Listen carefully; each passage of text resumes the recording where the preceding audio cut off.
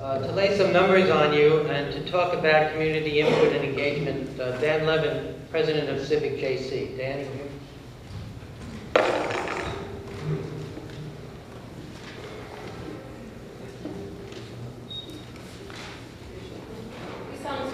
You're about to give this proceeding will be the truth, the whole truth, and nothing but the truth, so help you God. And please state and spell your full name.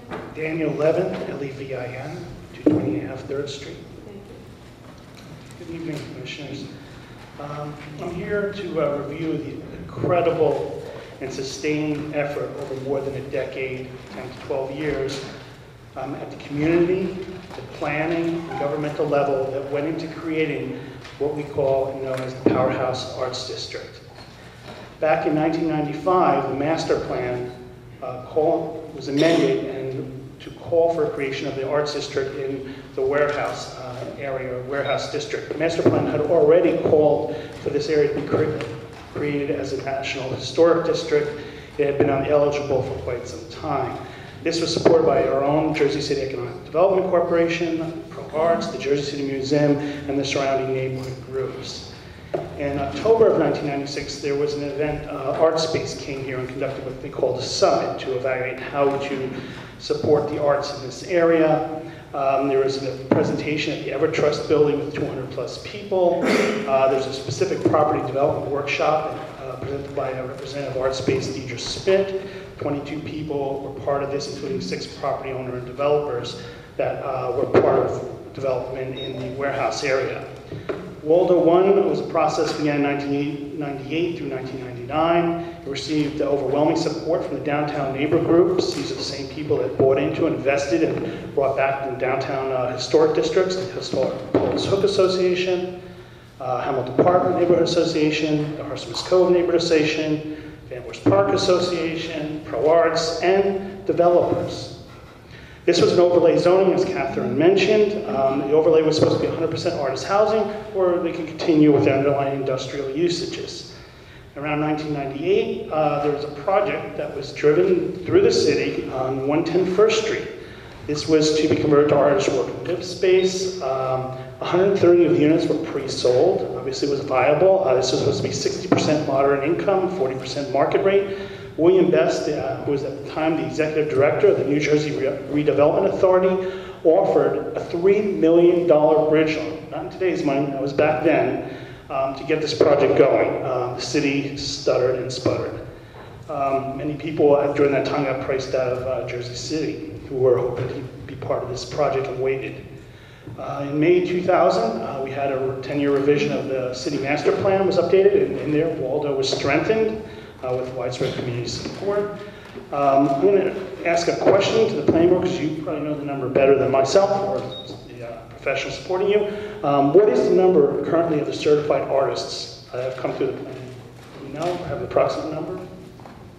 700, a couple hundred, 300? I think almost 400. 400. Okay. Obviously, there's demand, and these are artists that have been certified as artists and as eligible for the low-income workspaces. It's a significant factor. Communities all over the country are trying to bring artists to their towns. Philadelphia is doing it all over. You know, everyone wants them. We had them.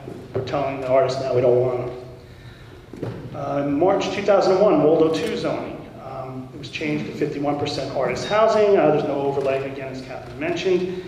In March 2002, the Urban Land Institute visited us. Mr. Colling talked about the study, and so did Catherine. They formally interviewed 52 people involved in development in the city and the arts. Informally, hundreds were interviewed. Many of you may have been part of that. There was a kickoff event sponsored by Goldman Sachs at the Harborside Atrium, attended by 300 to 400 people.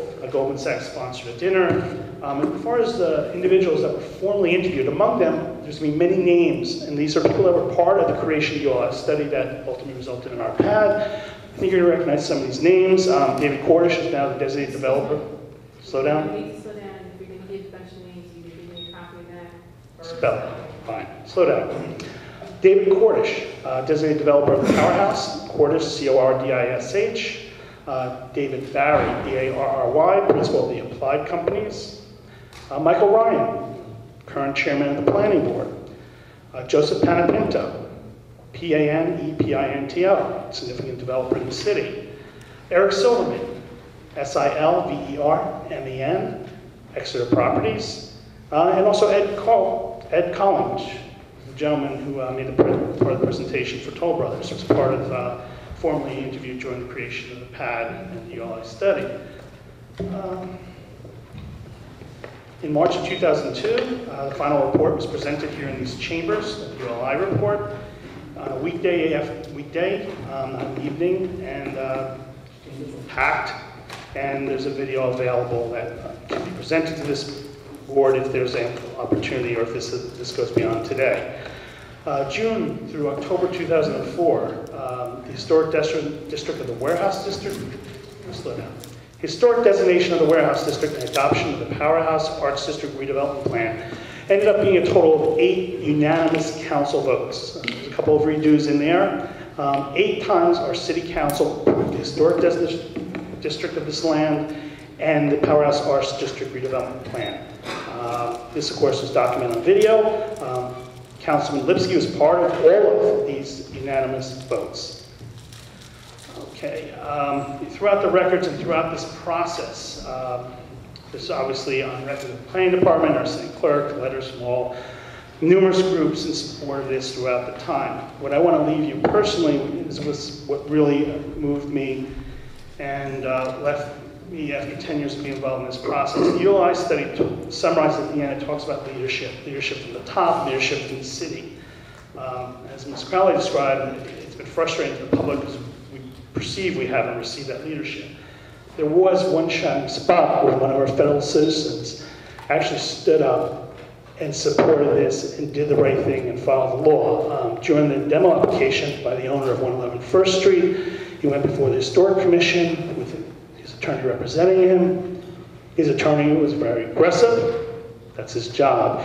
The commissioner of the Historic Commission was forced to recuse himself, as were many of the commissioners. That left Ted Brunson Jr., who was the active chair of the Historic Commission. Throughout this, the attorney representing 111 First Street was threatening, abusive, and insulting. Throughout this process, Commissioner Brunson, his fellow Historic Preservation Board members, stood forth and stood fast, and in spite of this abuse, in spite of the threats, the arrogance, and the insults, rejected the demo application. They enforced the law. And that's all we are here tonight and asking the planning board to do is enforce our master plan, enforce the ordinances of our city. We hope you will show the same leadership, the same courage and determination that Ted Brunson Jr. and his fellow commissioners did. Please recommend against these amendments. Thank you.